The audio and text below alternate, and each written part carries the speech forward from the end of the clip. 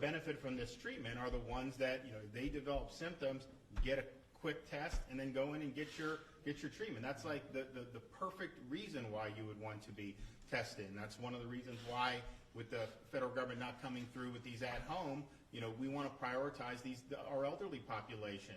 Nursing homes want them, ALFs, senior communities. We'll also probably provide some of the local emergency management or counties or whatnot if they want to be able to do.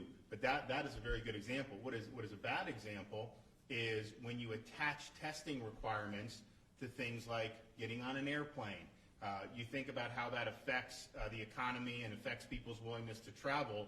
There's a lot of people who are going to have second thoughts about, gee, if I go and do a trip and then I end up getting a positive test and I'm totally healthy, but I have a positive test, I have to wait in a foreign destination for 14 days?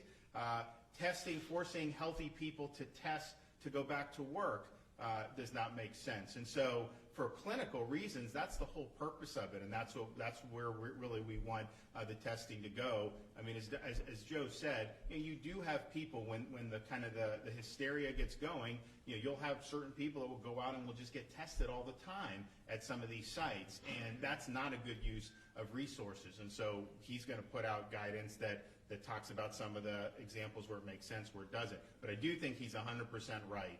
The idea that if you just had a lot of testing, that you could somehow stop the spread or these waves, that has just not happened. I mean, you've seen everywhere, the passports, all the stuff that have been tried over the last 6 months. Right now, you look around the country, they are totally crashing and burning.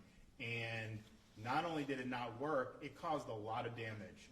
It promoted divisions in our society when you're trying to create effectively second-class citizens based on whether you got a shot or not.